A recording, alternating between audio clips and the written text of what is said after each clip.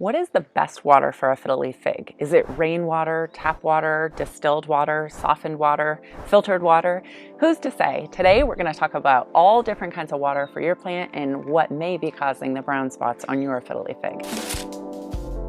So I want to talk about just the general problems to be aware of before we dive into the details. And so there's basically three problems that you need to be aware of. The first is adding chemicals into our water supply. So this happens all the time to keep our water safe and to prevent viruses and bacteria from growing in the water supply. So the main chemicals are chlorine or chloramine and also fluoride are added to the water supply. The other issue that you need to be aware of is hard water versus soft water, and we'll talk about the differences and why that's important. And then the pH or the acidity of your water. And so all of these can be thought of from kind of different perspectives, but I'll try to break it down for you and make it really easy to understand. So the first thing we want to talk about is chlorine in houseplants. So it would be so easy if we could just water houseplants with our tap water, and that may work for you. And I think that's one of the reasons that people get so passionate about this topic, as they say, you know, tap water is fine for my plants. What may be fine with your tap water may be causing big problems with my tap water, because tap water is not all the same. It really differs by county. And so you can actually order your water safety report from whatever county you live in, and you're entitled to see the different chemicals and viruses and bacteria levels in your specific water. Those reports also show you whether your water is hard or soft, and typically the pH of your water supply. So if you live in a warmer area, say San Diego or Florida, the water supply usually has more chlorine than a cooler area like, say, Michigan or Minnesota in the winter. The reason is that microbes, bacteria, and viruses grow better in warmer water. And so as the temperatures increase, the city or the municipalities have to add more chemicals to the water to keep the water safe for us to drink. So that's why tap water varies in the amount of chlorine or fluoride that's in the water. Chlorine is not good for houseplants. They don't like it. It's probably not even good for us, but they definitely do not like chlorine. And remember the old days when you used to let chlorine evaporate? So say you had a fish tank, you could get tap water out of the tap and you could sit it on the counter overnight and the chlorine would actually evaporate and you'd be left with unchlorinated water. Well, that's not true anymore. So chloramines are a different chemical, and that is something that people add to tap water to actually have it be a long-lasting chlorine chemical so that it keeps viruses and bacteria at bay for longer. It doesn't evaporate as quickly, and it's more efficient to clean the water of a public water supply.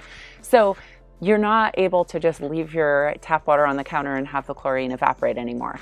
To get rid of chlorine, you actually have to use a water filter, and a UV filter will not work. You have to use either a reverse osmosis or a activated charcoal water filter. So chlorine will cause sort of browning around the edges of your fiddle leaf fig, and especially if you have other plants like palms, they really hate chlorine. They will get brown tips on the edge of their leaf or the ends of their leaf. So watch out for that.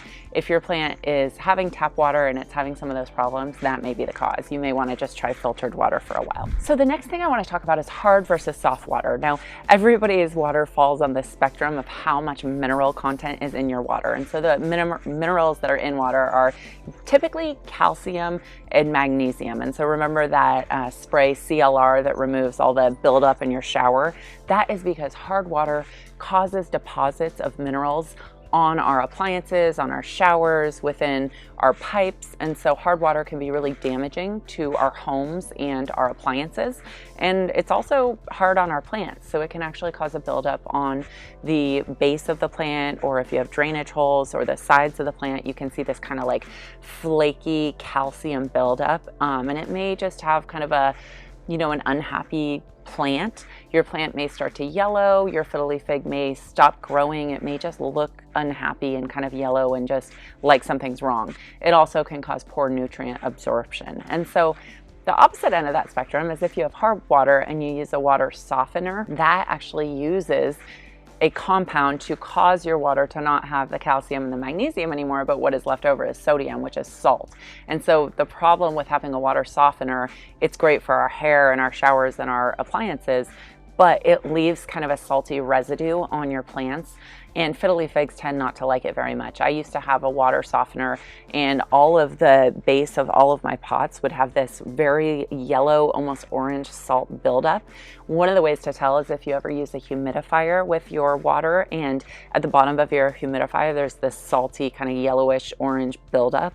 You can tell that you have softened water and residual salts. So it may be that hard water isn't a problem for you. If you don't have really hard water and you're not using a softener, then you might be okay. But if you have really hard water like we do here and you're using a water softener, then you probably, if you're using tap water without the softener, you have problems, and the softener is probably adding to your problems by adding so much salt to your water. So that's just one thing to be aware of. I definitely would start by softening your water to remove the calcium and the magnesium, and then we'll need to go a step further by adding a filter to filter out any of the salts. Okay, so the third thing to think about is the pH of your water. So all water is on the pH scale. It's either acidic or alkaline. Fiddle leaf figs like to be a little bit alkaline. They're basically, they like neutral. They do not like acid, and I have a whole video on what happens if your soil gets too acidic. But the same thing with your water. They like it to be slightly alkaline. Otherwise, they have some problems where they basically don't grow as quickly, they do not absorb nutrients as well, and they look a little bit yellow or a little bit unhappy. So watch that video if you think you may have problems with the acidity of your water in your soil. It's very easy to check. You can use a soil meter to check your soil, or they make pH tester strips that you can test your water. What I do is I add an alkaline filter to lower the pH of my water so that it's filtered and it's softened, and it also is a little bit alkaline. Okay, so one more bonus tip I want to give you is temperature. And so plants do not like, particularly tropical plants, they really don't like to be shocked with cold water on their root system. This can cause some interesting problems. So first of all, it causes kind of a vascular contraction of the roots, so they're not pumping water up as much as they would. They're basically waiting until the water warms up.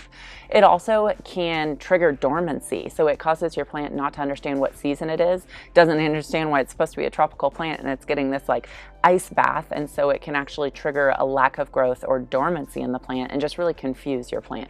And then it can cause damaged root systems. So if you put cold water on your root system that are made to be very porous and very, warm, it can cause them to be shocked and to actually be damaged. And so the result of that would be less growth and just a plant that is unhappy and just isn't growing and absorbing nutrients like it should. So the perfect temperature for water is about room temperature, which tends to be around 70, 75 degrees.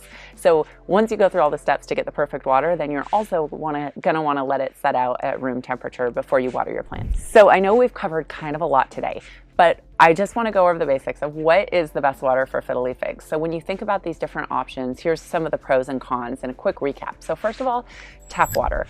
Tap water could be okay if it's not too hard and it's not softened, but it could have chlorine and it could have fluoride in it. So depending on where you live, tap water may not be okay. So it's best to assess your tap water. The second thing is rainwater. Rainwater is probably a really good option. It's not going to be hard or soft. It should be basically distilled water. However, it could be just a little bit acidic depending on the conditions and the pollution in your area. So you may want to catch some rainwater and just do a pH test to make sure it's not too acidic. Softened water. So softened water could be a problem because of the excess salts. And so you could try it, and if you're getting the salt buildup around kind of the root system or the base of the drainage of your plant, then it may be time to get a filter in addition to your softener. Distilled water is a great option. Obviously, it's perfectly, reverse osmosis distilled water. There's nothing else in it. There's no chemicals. It's not hard or soft, all of that. The problem is you have to lug it home from the store. It comes in a plastic container. It's just very kind of cumbersome. It's expensive. There's, you're kind of polluting with the plastic containers that you're throwing away. So there are some pros and cons to distilled water. If that is something that is acceptable to you and you don't mind going to the store and lugging home your distilled water, then that could be a good option. Maybe you use a reusable container.